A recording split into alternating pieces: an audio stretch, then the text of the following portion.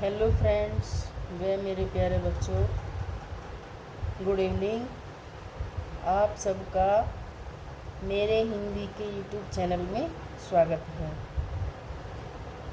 आज आपके लिए मैं हिंदी में काल के टॉपिक को पढ़ाऊंगी और आप भी अच्छे से मन लगाकर पढ़ना और अच्छा लगे तो लाइक करना, कमेंट्स करना, शेयर करना और फॉलो करना। ठीक है, तो बिना देरी किए हुए चलते हैं अपने टॉपिक की ओर। तो आज का टॉपिक हमारा रहेगा काल की परिभाषा व भेद। तो देखते हैं इसी के साथ काल की परिभाषा। तो काल की परिभाषा हमारी क्रिया के जिस रूप से कार्य संपन्न होने का समय ज्ञात होता है, समय को काल भी कहते हैं। तो वह काल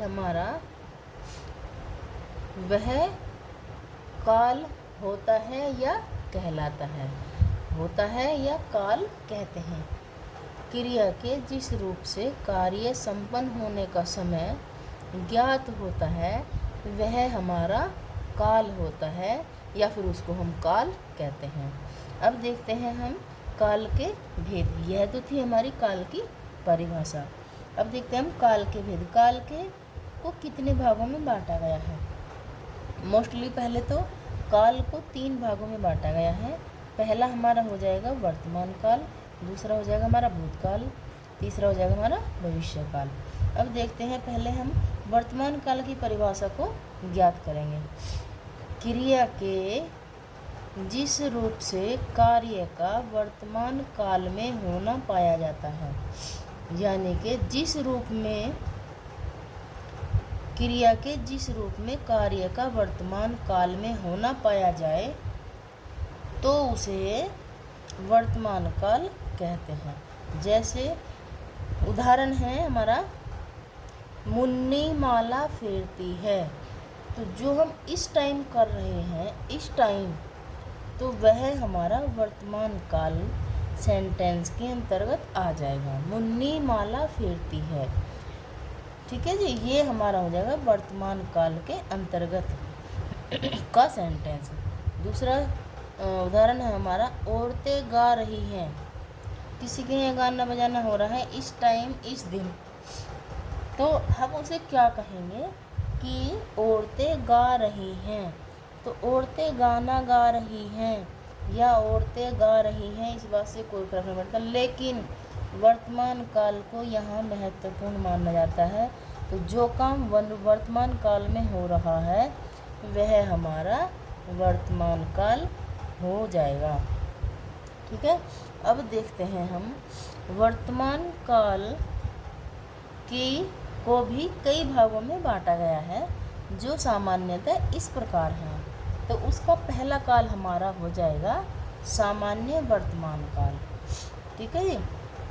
क्रिया के जिस रूप से यह घोष हो कि कार्य वर्तमान सामान्य काल में सामान्य रूप से होता है, यानी कि जो वर्तमान काल में कार्य हो रहा था वह सामान्य काल में सामान्य रूप से होता है, तो वहाँ सामान्य वर्तमान काल होता है।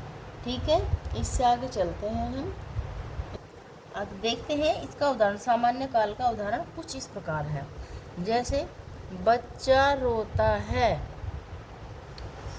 तो बच्चे को पता नहीं वह किस लिए रो रहा है, क्यों रो रहा है, कब से रो रहा है, तो इसलिए जो बच्चा सामान्य ही रो रहा है, तो यह सेंटेंस हमारा सामान्य वर्तमान काल का हो जाएगा। अब देखते हैं इसका दूसरा उदाहरण। श्याम पत्र लिखता है। तो श्याम हमें पता नहीं वो किसको लिख रहा है, बहन को लिख रहा है या भाई को लिख रहा है। तो इसका मतलब ये है कि सामान्य काल में वह पत्र लिख रहा है, यह कोई पता नहीं है वह किसके लिए लिख रहा है, क्यों लिख रहा है। ठीक है, तो यह हमारा सामान्य वर्तमान काल का सेंटेंस हो जाएगा। इस प्रकार के सेंटेंस हमारे सामान्य काल के अंतर्गत आते हैं। देखते हैं तीसरा उदाहरण, जैसे गीता गाना गाती है। तो ये भी नहीं पता कि क्यों गा रही है, लेकिन हमें ये पता है कि गीता गाना गाती है, तो यह सामान्य काल के अंतर्गत आ जाएगा। ठीक है, अब देखते हैं हम इसका दूसरा भेद, वर्तमान काल का दूसरा भेद, तो वह हमारा हो जाएगा तत्कालिक वर्तमान काल। क्रिया के जिस रूप से यह बोध हो कि क्रिया वर्तमान काल में हो रही है, क्रिया के जिस रूप से यह बोध हो कि क्रिया वर्तमान काल में हो रही है, वहाँ वर्तमान काल में यानी कि एकदम अचानक, अब जैसे हमें किसी ने बताया कि तुम्हें तुरंत दिल्ली जाना है क्योंकि तुम्हारे भाई का बेटा बीमार है, तो हमें वह क्या होगा, वह हमारे लिए वर्तमान काल का सेंटेंस हो जाएगा, वह हमारे लिए तत्कालिक वर्तमान काल हो जाएगा। उसी प्रकार के हम सेंटेंस देखते हैं, मैं पढ़ रहा हूँ। भाई ये भी नहीं बताया मैं कब से पढ़ रहा हूँ या कब तक मैं पढ़ूँगा, हमें तो ये बताया कि वर्तमान काल में तत्काल मैं पढ़ रहा हूँ। दूसरा सेंटेंस हमारा हो जाएगा कि वह जा रहा है, उन्होंने हमें यह भी नहीं बताया कि वह है कौन और कहाँ जा रहा है, तो हमें सिर्फ और सिर्फ ये जानना है कि तत्काल में जो अचानक कार्य होता है, जो 2 घंटे के अंतर्गत होता है, 2 से 4-6 घंटे में आना जाना हो जाता है, उसको हम तत्कालिक वर्तमान काल कहते हैं। तो उसका सेंटेंस हमारा ये हो जाएगा, वह जा रहा है। ठीक है, तो अब देखते हैं इसका दूसरा भेद, वर्तमान काल का तीसरा रूप, यह हो जाएगा हमारा पूर्ण वर्तमान क्रिया काल। ठीक है जी, इस काल, अब हम इसकी परिभाषा देखते हैं, इस क्रिया काल में यह बोध होता है कि वर्तमान काल में कार्य की पूर्ण कार्य सिद्धि, यानी कि वर्तमान काल में जो कार्य हमने किया है वह पूर्ण हो जाता है। तो हमें इस पूर्ण वर्तमान काल में इस बात का ज्ञान होता है कि हमारा कार्य वर्तमान काल में यह पूरा हो चुका है, तो यह हमें कार्य सिद्धि का बोध कराता है, तो वहाँ पूर्ण वर्तमान काल हो जाएगा। अब देखते हैं हम इनका पूर्ण वर्तमान काल होने के कुछ सेंटेंस, तो यह हमारे हो जाएंगे, जैसे उदाहरण सहित देखते हैं, वह आया, वह आया, वह दिल्ली जा रहा तो वह वहाँ से आया, तो यह सेंटेंस हमारा पूर्ण वर्तमान काल के अंतर्गत हो जाएगा। दूसरा सेंटेंस देखेंगे हम, लड़के ने पुस्तक पढ़ी है, लड़के ने पुस्तक पढ़ी है, उसके मम्मी ने कहा, लड़के की मम्मी ने कहा कि बेटा पढ़ ले, तो उसके कहने के बाद उसने अपनी पुस्तक को पढ़ा है, तो यह हमारा पूर्ण वर्तमान काल का सेंटेंस हो जाएगा।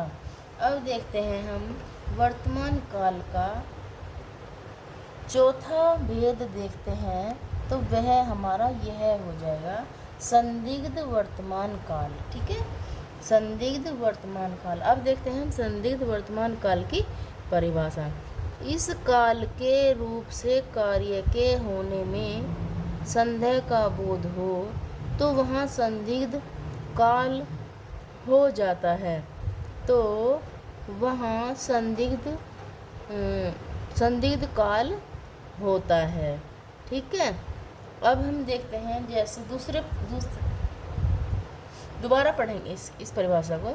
इस काल के रूप से कार्य के होने में संदेह का बोध होता हो तो वहाँ संदिग्ध काल हो जाता है। ठीक है, उसको हम संदिग्ध काल कहते हैं। अब हम देखेंगे उदाहरण सहित, जैसे पहला सेंटेंस हो जाएगा हमारा, अब बच्चा रोता होगा, यानी कि हम किसी के घर बैठने के लिए गए हैं और उस टाइम हमारा छोटा बच्चा है तो वह रो रहा होगा। अगर वह रो रहा होगा तो हमें उसकी चिंता हो जाएगी, संदिग्ध हो जाएगा, संदेह हो जाएगा कि ये टाइम उसका सोने का है, खाने का है या फिर रोने का है। तो अब बच्चा रो रहा होगा, वह दूर बैठ के अपने बच्चे के बारे में संदेह कर रही है कि अब बच्चा रो रहा होगा। ठीक है, तो यह सेंटेंस हमारा संदिग्ध वर्तमान काल के अंतर्गत आ जाएगा।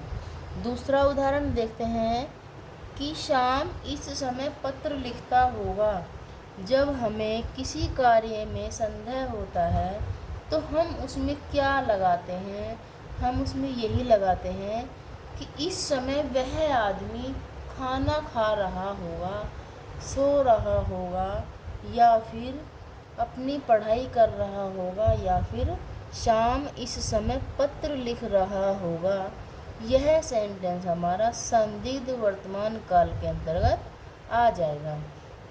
अब हम देखते हैं वर्तमान काल का 5वां भेद। ठीक है, तो यह हमारा हो जाएगा संभाव्य वर्तमान काल।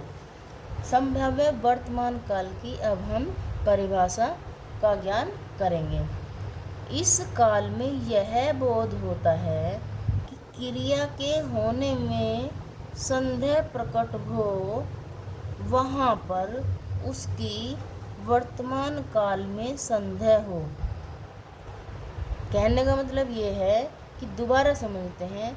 इस काल में यह बोध होता है कि क्रिया के होने में संदेह प्रकट हो, कि जहाँ पर हम कोई कार्य कर रहे हैं उसको करने में हमें संदेह प्रकट हो, पर उसकी वर्तमान काल में संदेह न हो। लेकिन इस संभाव्य काल में तो हमें संदेह प्रकट हो रहा है, लेकिन वर्तमान काल में संदेह प्रकट ना हो, तो वहाँ हमारा संभाव्य काल वर्तमान काल हो जाएगा। जैसे हम उदाहरण के द्वारा समझेंगे कि क्या कहना चाह रहा है। वह आया हो, भाई थोड़ी देर पहले आया हो वर्तमान में, या कल आया हो, या फिर परसों आया हो। इसमें ये बताया गया है कि जो हमारा क्रिया होने में संदेह प्रकट हो, जिस क्रिया में, पर उसकी वर्तमान काल में संदेह न हो, तो वहाँ संभाव्य काल हमारा हो जाएगा। अब उसी सेंटेंस के द्वारा हम यहाँ समझेंगे, वह आया हो, वह वहाँ से आया हो, तो बताओ। ठीक है, आया हो या ना आया हो तो बताओ। अब जैसे सेकंड सेंटेंस देखेंगे, वह लौटा हो। अगर वह आगरा गया था तो वह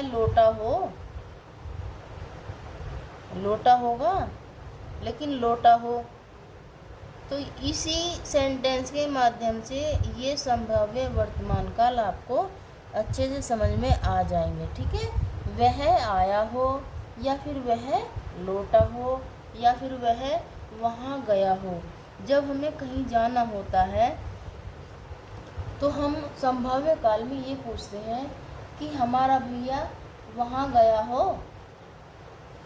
ठीक है, या मेरा बेटा वहाँ पर गया हो।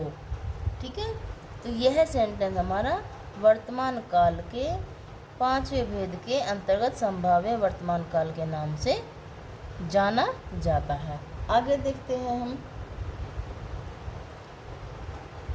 इसी वर्तमान काल के संभाव्य वर्तमान काल के